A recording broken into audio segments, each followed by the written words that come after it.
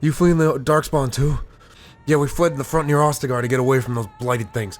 I can't believe they wiped out the Grey Wardens. Kirkwall really is our only salvation. Hello, ladies and gentlemen, everyone including beyond. My name is Taylor, and welcome to Soul Searching for Dragon Age 2, the natural sequel to Dragon Age Origins that took the franchise in a whole new direction that remains questionable to this day and still stains the trilogy. Possibly until it's replaced by Dragon Age the Veilguard, we'll find out. Now, this game was released in 2011 with a minute window of less than 18 months from the Awakening DLC for Origins to the time of this release. And I want to acknowledge the crunch that occurred at BioWare and the way the employees suffered, which also in turn made the game quality suffer. Now, at the time that it released, I was very aware of the game, but not the issues that it had, and was excited to see a game that I had loved was getting a sequel. And I did learn a lot from it about what I do and don't want from a game. It was a good experience for me to better understand myself in relation to what, in my mind, makes a game good. With that being said, allow me to explore what I learned from the game and what BioWare sought to teach us with what little time they had when they were told to make it. As I'm sure many of you will be aware, I am a fan of paladins and knights. I also almost play the boring human male character all the dang time, when given the choice, that is, because I find it the most relatable. It is me. I am a human male. I am not an elf, I am not a dwarf, I am not a Kunari, I am not any other sci-fi or fantasy race that you want to insert here. The key word there, though, is choice. The first and third games in the trilogy offer you a choice of gender and race, focusing on humans, elves, dwarves, and eventually Kunari. But this game forces you to play as a human being with a very specific backstory. While I would have almost surely played a human character anyway, the fact that I didn't have a choice, especially in my origin story, really kind of upset me that they had made it for me and I didn't get to choose. Now, I understand that this is effectively the same as the first game where you select a pre-designated origin story out of 6, but the problem comes with the lack of choice among the origins you want for the sake of your own storytelling. It means that all the characters will be relevant to the story, but that also means you can't control your own story, your own narrative, and make a new story from your friend. It's funny, because in many other games, this really isn't an issue for me. You play as a set character within a set story. I have no issues with those games at all, say Doom 2016, or many other RPGs, such as even the Mass Effect trilogy. That sets your backstory as mostly text or dialogue, but it's still much more detrimental here. That is because they had already set the standard for an origin story and let me control the small part of the narrative, and means that they had created so many little scenarios for me to relate to and account for all those different possibilities. Now, in this game, you can only control your class and gender, which do have a slight impact on the story, but not nearly to the same level as I would want in a role-playing game, or, RPG, because it takes me out of the experience of filling a role that I have chosen to follow. The story suffers from a lack of varied origins, and even the framing device that they use as a flashback to set events that have already occurred means that everything has a limited number of outcomes based on the lines that they had Varric record. And you cannot take the story at a pace that you want to. It is far too linear. However, it does still offer the player a few choices regarding the characters and the people they will encounter. The player is given a somewhat reasonable amount of agency to shape the world as they see fit, but not necessarily through Hawk, the main playable character, but we'll get there. Just on a much smaller scale, as you do not leave Kirkwall. Now, speaking of player agency, that does bring me to my next point. BioWare games are often associated with companions, and those companions are associated with two things: the storylines and quests that they have, as well as romance. We've all looked at either Garrus, or Rex, or Morrigan and said, yeah, I could marry them. And I thought the same thing when I encountered Aveline in Dragon Age 2's introduction, especially after Wesley, her husband, dies horribly to Darkspawn. Now, I'm not saying, hey, move in on the Grieving Widow. I'm saying, give her time to heal, wait a couple years, and if you're both interested, then have a mutual relationship. That was, of course, before I met Isabella, who is a much better choice in my opinion now, but I did still try to romance Aveline, even after she had mentioned Guardsman Donick, who was, at this point, not really a character or even kind of a mention of an NPC until you get into Aveline's questline. This was not something I'd encountered before. I flirted with Aveline and gifted her all of the desired items, I don't remember what they were, and she was friendly, but she turned me down when I tried to further that romance option. And then I googled it to confirm you cannot romance her no matter what class or gender you are. I learned the player doesn't always have to have the entire universe. I learned the player doesn't always have to be at the center of the universe.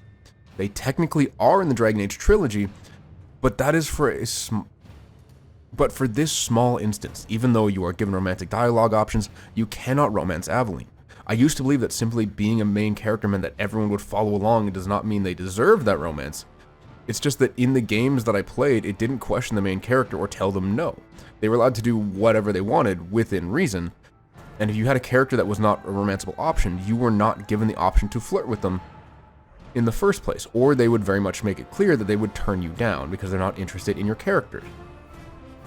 There's even other instances of this where, certain characters won't romance you if you're a specific gender, which is fine. People are allowed to have their preferences. There's a character, Meryl, in this game who does not and will not romance you unless you are a mage, because she is a mage and she feels more closely connected to you if you're the same class as her and use magic, which means you can understand her better. That is a narrative reason. That's fine. I understand that. This one was a little different because no matter what you do, you cannot romance Aveline as she has feelings for Guardsman Donic. And the fact that I was given the option to flirt with her and I was the gender she was attracted to, but she still looked at the character as a close friend, is honestly humbling because it made me reevaluate the impact that a character should have. I actually liked, partly because it was a departure from what I was used to, but it also made me look at the story in a more semi-realistic way because of the more nuanced reactions. They can be the hero of the world but not have to have a major impact on the people who make up their party, and this was important because it's a mechanic that the devs implemented kind of clumsily, but in an important way for widening the idea of agency around companions especially. So the game offers you a series of companions, as most BioWare games do, who have a relationship with the main character. Now, normally this would mean they have a sort of love or admiration for the character, and if they feel animosity towards them, it would be predetermined by the story. Even Dragon Age Origins, the characters could hate you and would likely leave your party if you made enough decisions they didn't agree with. Here, though, they turned that into a new mechanic, meaning your companions got a boost if they either loved or hated your character. Now, these were different benefits based on which emotion they felt and how strongly they felt it. These are interesting because I came into the game with the idea that I wanted my team to love Hawk and be happy with them. That is always how I played the game regardless of the mechanic, and I made sure that they all loved the main character. It made me question why I wanted this feeling of the character, and by extension myself, to be liked by these fictional creations. In a broader sense, why do I always want to be the good guy in games? Normally it's because each side is weighed equally from a mechanics perspective, or, the light side. Doing the right thing, doing the good thing is often more heavily rewarded than doing the bad thing. But here, there was a tangible difference. And yet I wanted to be on the light side or the good side when I didn't have to. They seemed to remove the possibility of the companion leaving because they didn't like you, and there was even a benefit. But even with all that in place, I wanted to help people who did not and never would exist. I learned that it stems from the same fact that I always play a human warrior when given the chance, immersion, of course. I am not a knight and I never will save a kingdom, but I want to believe that I would do what I believe is the right thing under these circumstances. I never really felt too much dissonance with a character in a game because it normally was a story choice to have them be gruesome or evil, but here I had to make that choice, or I had to make people, not like me for the sake of gameplay, and I really didn't like that. I didn't want that for myself or for Hawk. I learned how fragile my sense of self was and how closely I tied it to fictional beings and those around me. Since then, I have become a more independent person, less reliant on the opinions and values that others have given me. And I think that's a really important thing, especially as I played this game when I was, just getting into my teenage years. So it was a very awkward time for me, as it is for most of us, trying to identify who are you? Who am I? What is my place in the world? And what should I assign as my value? What value do I have? And where do I find that value from? Now, you are your own person, and you should live for yourself. The opinions that matter when it comes to your decisions are your own and those of the people close to you, so they can help you see when you are doing something that's wrong. That being said, this applies so long as your decisions do not actively hurt others if they do not have to be. If you are making decisions that do hurt someone else when you don't have to be hurting them, or if they don't quote unquote deserve the pain that they're experiencing, it's probably best to not take that course of action. And I do understand that we don't all have people who are close to us that are positive influences in our lives, or ones that will help us make the best decisions. For those of you in those kinds of situations, I'm very sorry.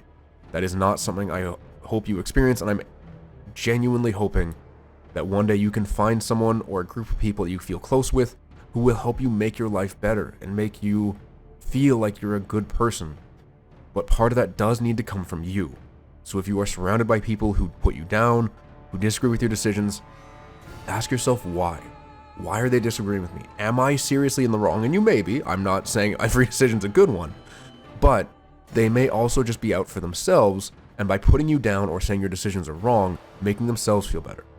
So if you find yourself in that position, please do your best to remove yourself from that scenario, from that environment, and learn to love yourself, learn to accept your own decisions, and try to figure out what you believe is right for you and right for the world around you, even if it's not right for them. Now, this will fly in the face of everything I just said, but if you are having trouble finding your own value, ask yourself, what have you done for yourself? What have you done for others? Sit down and genuinely evaluate what you have done for yourself and the value you have given to this world. That is your value if that's how you choose to see it. These days, I make the same decisions because I want to, regardless of what an NPC thinks of me. I want to be the hero. I want to be the good guy, even when I'm allowed to be the bad guy and get away with it. I'm not doing it because I'm scared of being judged and I don't want to hurt an NPC's feelings. I'm doing it because it's what I want to do, regardless of what they want. Speaking of what they want, let's look at the dev goals. Now, this one was interesting. I really wanted to focus on one goal in particular with this game because, again, they were basically told, hey, make the next game, get it out, go. So they had to make an entire RPG with updated mechanics, updated graphics, updated everything within 18 months. And I don't think it's fair to look at, in depth what they all wanted to do and just how badly they failed at most of them because they just didn't have the time to implement their ideas. So I wanted to focus on one idea in particular, which was the world building. The devs set this game on a much smaller scale in terms of the world, where you play, only inside the city of Kirkwall, as a single character who is fleeing from a small town at Denerim as it burned down during the first game. So the fate of the world at this point was uncertain in the timeline of Dragon Age 2, very similar to Mass Effect Andromeda, where Shepard's fate was uncertain at the time they left the Milky Way galaxy. This meant there was an immediate, controlled cast of characters, which includes a brother, a sister, and a mother. One of the siblings will not live past the prologue based on the class you select, and the devs have said that they did this so that players new to the franchise were able to better immerse themselves and relate to Hawke's story and give them an easier narrative to understand. That is also why they chose to set in only one city, a more controlled environment. A smaller environment meant they would not have to write in as many changes or choices to build and shape that world. They also believe that telling the story of the world is more important than having a set origin for a single playable character. They also believe that telling a story of the world is the most important, and by having a single origin for a set character, they could do much more around the world and the changes that character would have on it. Or so they claim. They also voiced the character to make them seem more personable to the player and make the story have a greater impact on the world as a whole. I really don't know if they achieved their goal in this one because the story goes into some massive places, but that's not because of Hawke. The story primarily plays out on its own. I understand that Origins was a writing nightmare because there are so many different variables they had to account for that also meant they could shape the world. But that also meant they could shape the world with what they were doing, and their relevance to a different part of the story made that portion even better. While having a single character come to a new place takes away a lot of that personal element. Even though they lived in the city for years, there's also a problem with the major villains of the story who are bigger driving factors behind the narrative than the main character Hawke when you compare the two. The game shifts villains around the, kind of the third to halfway mark from the Kunari to the growing animosity between the Templars and Mages, which had been stewing in the background since Origins. They claimed they wanted the story to revolve around Hawke and the impact they had on the world, but many of the major events could have happened without them. And it's honestly more the companions who shape the whole story, especially, say, Anders. Now, I would entertain the argument that Hawke has a big influence on the companions, and you effectively make the choices for them, but it is still them taking the action that alters the flow of the story, so it can be argued that Hawk plays a medium-sized role but not an enormous one in everyone's story. Overall, it felt like I was watching, or in this case playing, someone else's story and not engaging in my own like I did with Origins. Much of this comes down to the lack of impact and meaningful story decisions, which leads to that feeling that I'm not playing as my character, I'm playing as Hawk and watching their life go by. I have to say that this Dragon Age game is my least favorite of the three, and I think I understand why. It's the lack of choice in having a set backstory for them that takes me out of the experience that I wanted from Dragon Age. If I wanted to follow the exploits of a pre-established character, I would play Mass Effect. Now, they have written the characters really well, for the most part in terms of companions. The villains are kind of hit and miss. It kind of really doesn't like it when you go down a certain storyline, and it forces you to fight both sides just anyway. And again, it feels like Hawk was not even the proper catalyst for these events. You know, they didn't start these events. They just happened to be there to witness them and be involved in them. But that doesn't mean they were driving the story forward. Just because you watch the world burn doesn't mean you're the one who set it on fire. With all that being said, thank you, ladies, gentlemen, everyone in between and beyond, so much for being here, for listening to me ramble once again.